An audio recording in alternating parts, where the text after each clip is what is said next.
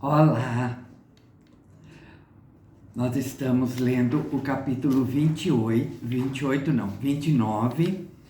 e vamos para a terceira parte dele. Vai ter uma quarta, tá? Falei para vocês que o capítulo era bem longo. Então vamos a essa terceira parte. Os convidados aplaudiram delirantemente aquela visão cintilante de luz. Ela parou por um momento para receber a ovação, e Lucano viu-lhe o rosto, primeiro de perfil, depois de frente. O perfil, ele percebeu, tinha uma certa frieza remota, fazendo-lhe lembrar uma estátua de Palas Atena. Mas, quando ela se voltou, o rosto era largo, imperioso e endurecido, e um tanto mais do que áspero. Tinha pele excelente, e as rugas finas foram habilmente disfarçadas sob camadas de pó rosado e pintura. Os olhos estranhos eram como lápis-lazuli, entre as rígidas pestanas pretas, polvilhadas com ouro. A boca, com o lábio inferior cheio e saliente, reluzia como uma pintura oleosa. Tinha nariz curto, de uma certa forma largo, de narinas desdenhosamente abertas.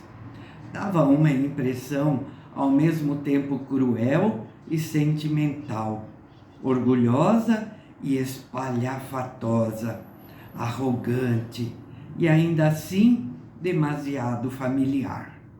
Para Lucano, tinha uma espécie de bárbara altivez, e ele pensou no frio e afetadamente virtuoso Tibério, que era o marido dela, e no velho soldado Augusto César, Gaio Otávio, que fora seu pai. Tentou não olhar para a libertina exibição de seus seios, que o embaraçavam. Jacinto e Oris, segurando-a familiarmente pelos cotovelos, conduziram-na em direção ao divã imperial, e pela primeira vez ela olhou para Lucano. Seus lábios entreabriram-se em um sorriso sedutor, arqueado, de boas-vindas, e foi um sorriso encantador, como o de uma menina. Lucano curvou-se diante dela e manteve a cabeça baixa enquanto Júlia se sentava, graciosamente, com um sussurro metálico. Sentiu-se quase sufocado pelo perfume de almíscar que a mulher usava. Depois ficou assustado ao ver que era desejo dela que Jacinto e Oris, que tinham fechado o rosto ao reconhecê-lo, se sentassem ao seu lado direito, enquanto Lucano sentava-se à sua esquerda. Cumprimentos, nobre Lucano, disse ela ao jovem. Tinha a voz velada, quase masculina, das mulheres do povo, apesar de ser de grande família. Cumprimentos, Augusta, respondeu ele, num murmúrio, deixando-se engolir de novo pelo divã, sem defesa.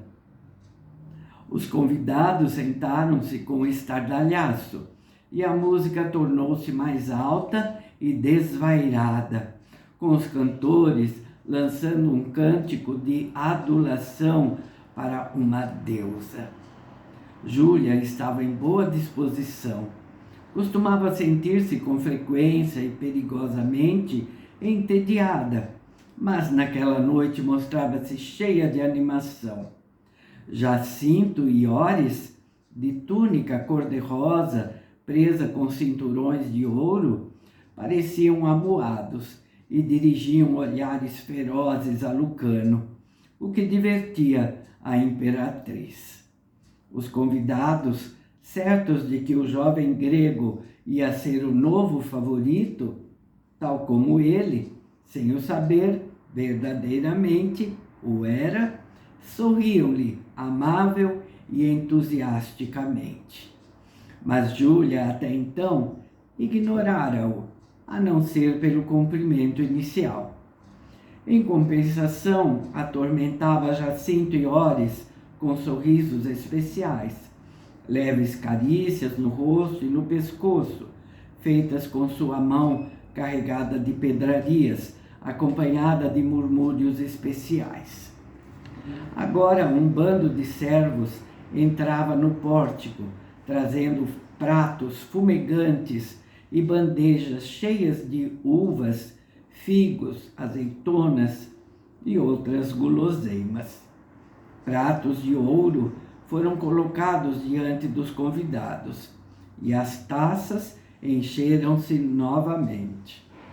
Junto de cada prato, os servos colocavam facas de ouro, colheres de vários feitios e palitos, bem como pequenas vasilhas de água tépida, perfumada, e guardanapos bordados.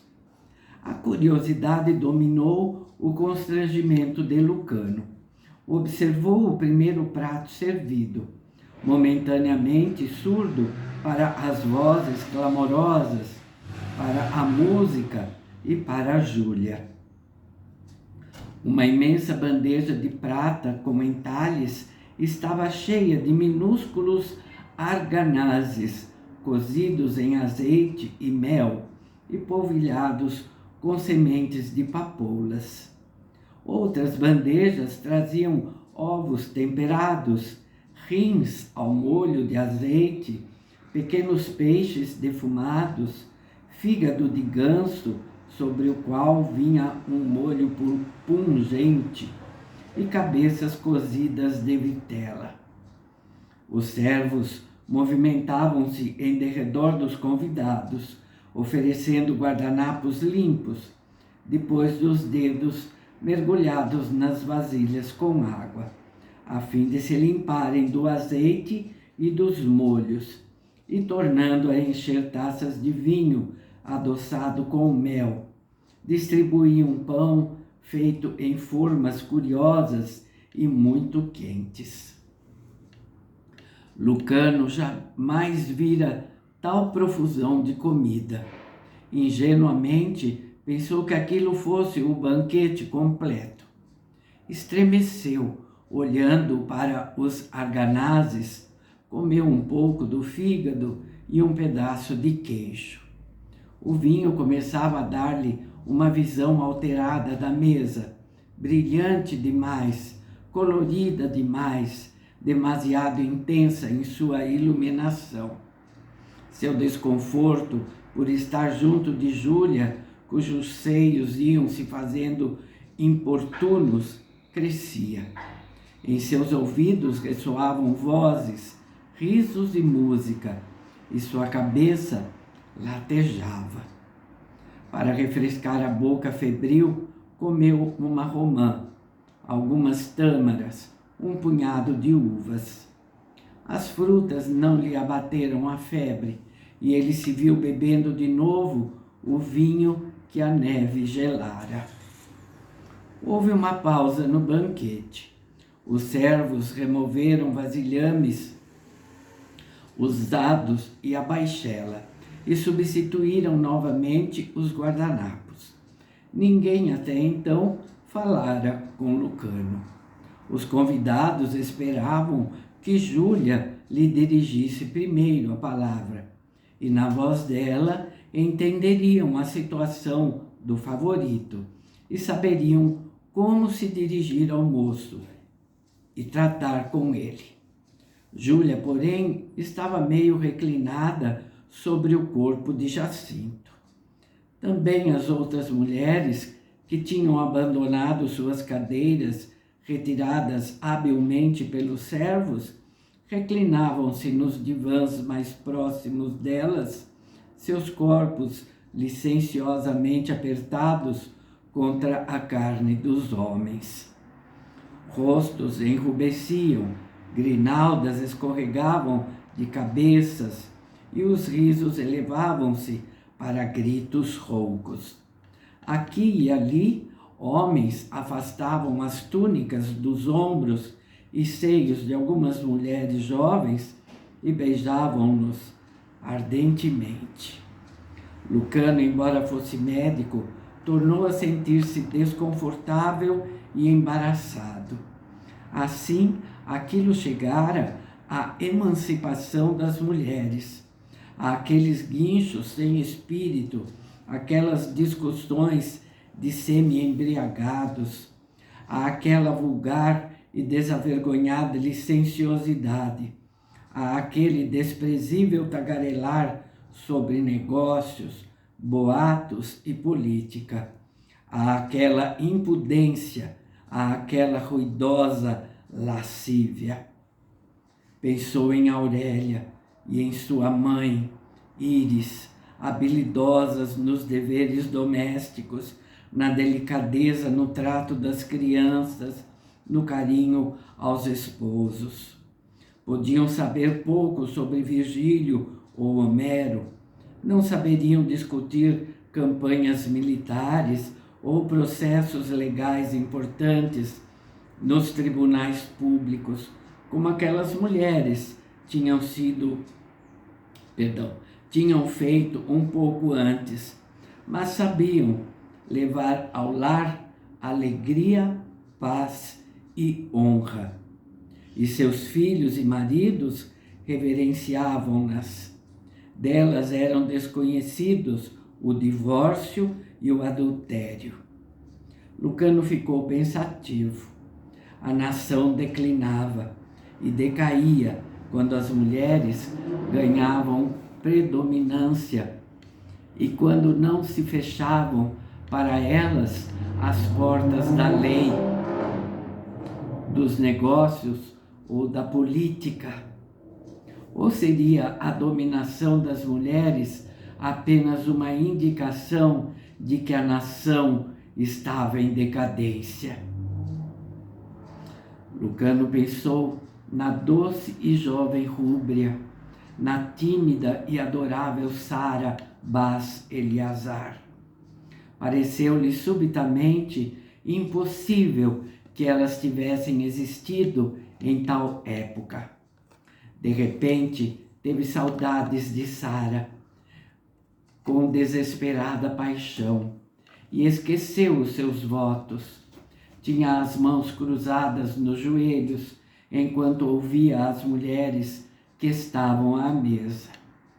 Embora o pórtico fosse aberto e os jardins iluminados se ligassem a ele, a atmosfera entre as colunas parecia poluída com os odores e o suor quente. De súbito, a coxa sibilante de Júlia moveu-se contra a dele, furtivamente, embora ela fingisse estar absorvida na conversa com outros. Lucano ficou rígido, com um novo acesso de intensa repulsa, ódio e vergonha. Aquela mulher era a Augusta, Júlia, a imperatriz do mundo, esposa de Tibério, e sua voz, seus gestos, seus movimentos provocadores sob a estreita veste dourada eram característicos de uma prostituta, de uma dissoluta mulher das ruas. A coxa apertava mais insistentemente a dele, e Lucano não se podia mover. Júlia estava reclinada, de meio perfil para o jovem. Seus seios voluptuosos erguiam-se, as pontas escarlates retesadas, o tecido metálico da veste desenhando cada curva insolente, cada recorte de seu corpo, inclusive seu umbigo. O odor almiscarado que dela emanava tinha para o jovem um resquício de carne putrefata. O ressoar dos símbolos anunciou novo serviço, e os escravos entraram triunfalmente, carregando bem alto uma grande bandeja de prata, na qual estava um enorme peixe, ainda vivo, irisado com escamas e debatendo-se desesperadamente na agonia final. Lucano, horrorizado, pôde ver seus olhos exorbitados, que agora se enevoavam, e o bater de sua cauda em arco-íris. Cerimoniosamente, o peixe foi levado entre os convidados, que aplaudiam e examinavam a pobre presa com exclamações de ébrios. Nesse ínterim, outros servos instalaram um caldeirão de cobre fumegante com água aromática no centro da mesa em U. E o cozinheiro-chefe apareceu com uma pequena mesa de serviço coberta com uma toalha bordada de fina musselina. Os que carregavam a bandeja trouxeram o peixe, que se debatia freneticamente, até o cozinheiro. Este o agarrou com suas vastas mãos e meteu-o no caldeirão. Imediatamente a água fez um remoinho e o cheiro de especiaria e ervas mesclou-se à quantidade de vapor. O cozinheiro, com o auxílio de 2 servos que agiam de maneira cerimoniosa, finalmente retirou o peixe e colocou-o sobre um bloco de madeira preparado sobre a mesa. O cheiro mesclava-se agora a todos os demais odores, e a carne mostrava-se rosada e suculenta, e foi servido num pequeno lago de molho picante, feito de vinhos, cravos, alhos e suco de limão. Lucano olhou para a porção que lhe serviram e não a pôde comer, pois sentiu-se imediatamente nauseado. Comeu mais um pedaço de queijo, um pouco de alface, cenouras e alho poró, algumas azeitonas e uvas, um pedaço de pão, e bebeu mais uma taça de vinho. Júlia, para saborear o peixe, ergueu-se, apoiada num cotovelo, e inclinou o corpo através do divã. Aquilo afastou-lhe a coxa da de Lucano, e pela primeira vez a mulher falou com ele em forma de conversação e com outros de seus sorrisos encantadores. "Não gosta de peixe, Lucano?" perguntou ela, e no momento, por alguma razão peculiar, sua voz desagradou tanto o jovem grego, cuja cabeça girava de uma forma curiosa. O seio dela agora estava contra o ombro do rapaz, e os olhos dele não podiam fugir a contemplá-los. E Lucano pensou: embora ela não seja moça, tem beleza considerável, se bem que não tenha vergonha. E murmurou: venho de família austera, e luxos são desconhecidos para mim. Ela sorriu, e uma covinha profunda e rosada apareceu num canto de sua boca vermelha. Levantou as sobrancelhas, corrigidas com a pinça e polvilhadas de ouro, de uma forma indagadora. Temos de dar remédio a essa austeridade, falou. Tocou o rosto dele de leve, com as costas das mãos macias, e a seguir beliscou-o. A notícia correu célere, mesmo entre aqueles convivas embriagados. Júlia tornara conhecidos seus favores.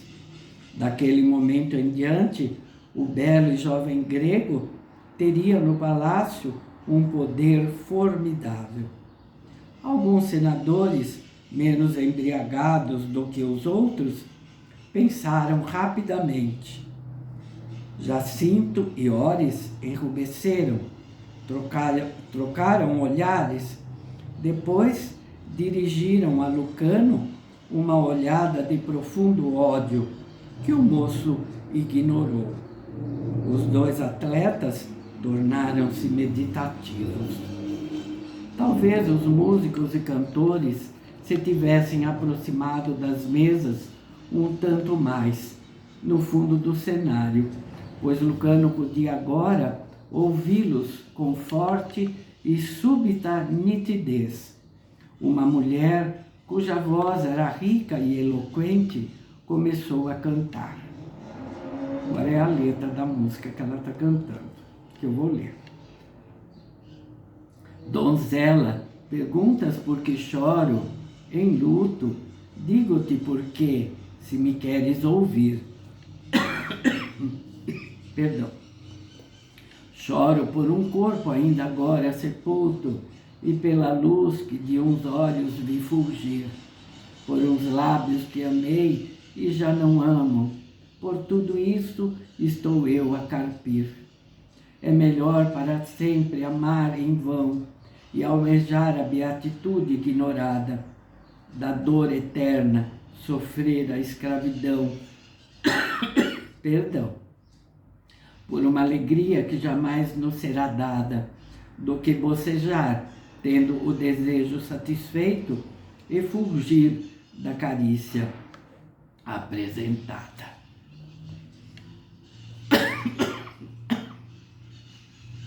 Os lábios de Júlia estavam novamente contra a orelha de Lucano, e ele evitava afastar-se dela, em parte por uma advertência do instinto e em parte porque não podia insultar nem mesmo aquela mulher depravada. Ela sussurrou: e almejar a beatitude ignorada. Agora Lucano percebia que o que a mulher pretendia dele, ao olhar-lhe os olhos estranhos e dilatados, ao ver a umidade de seus lábios e o arquejo de seus seios.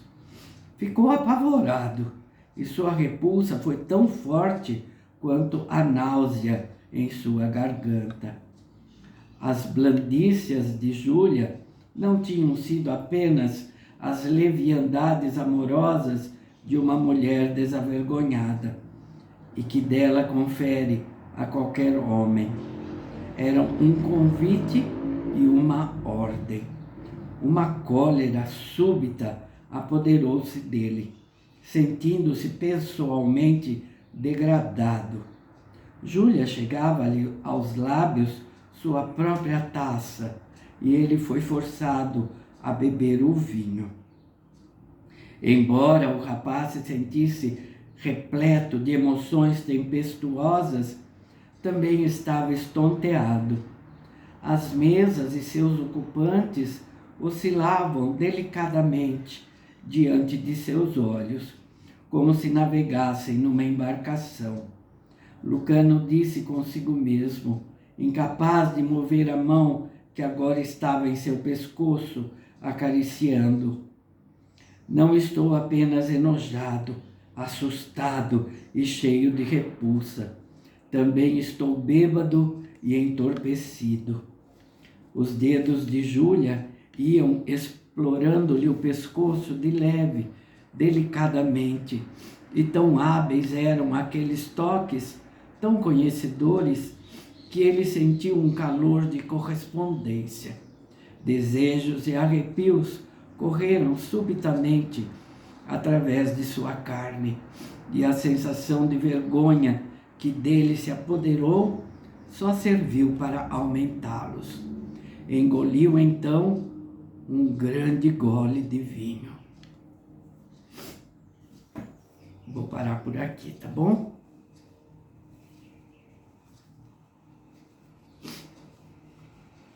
Terminamos esse capítulo no próximo vídeo.